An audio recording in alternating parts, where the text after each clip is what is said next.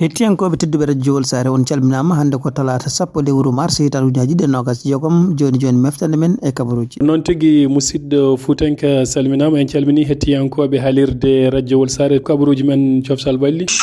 gadorɗen kabaruji men cofsal balli koye nder leydi Mauritanie pottitte championnat mo leydi Mauritanie deuxiéme division pottitte ɗiɗi kikiɗe hande 22h GMT widade mo Arafat ma jabbo kippo ASC Garde national 23h59 FC Daral Barka ma jabbo kippo centre Moulay Mbarek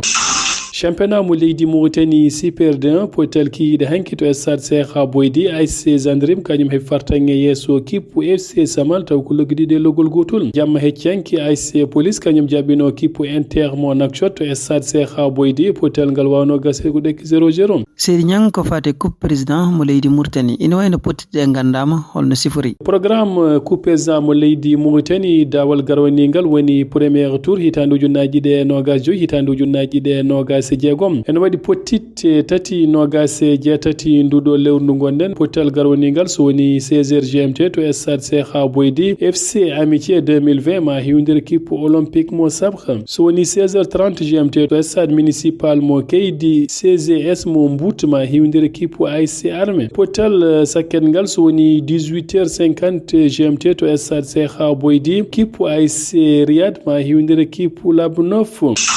ha joni ko fate kabruji cofsal balle nder leydi Mauritanie kiiɗe hanki to complexe stade olympique mo Nouakchott coupe président mini football kippu jowol mo Ader kañum heɓi fartange yesso kippu Newsboy taw ko loggi jeeɗiɗe ndiga Seydi Niang ko fate jencudi pottitte ligue champion ñalawma hande pottitte ligue des champions 8e de finale dawal ale ñalawma hande 17h45 GMT Galatasaray kañum jaɓino kippu Liverpool ko Galatasaray wawi heɓde polgu loggol gotol ndiga Bayern de Munich ƴetti tabal mongal caggal polgu mabɓe kiiɗe hande nder terre Atalanta loggi jeegom e loggol gotol Atlético Madrid kañum heɓi fartange yesso kippu Tottenham loggi joyi loggi ɗiɗi kippu FC Barcelone kañum yeehe nder terre Newcastle potel ngal wawi gase ko ɗekki 1 partout ñalawma janggo 8e de finale ligue des champions ale ma jokku so woni 17h45 GMT Bayern Leverkusen ma jabbo kippu Arsenal pottitte 20h GMT Bono Click ma hiwdir kippu Sporting Paris Saint-Germain to Parc des Princes ma jabbo kippu Chelsea pottal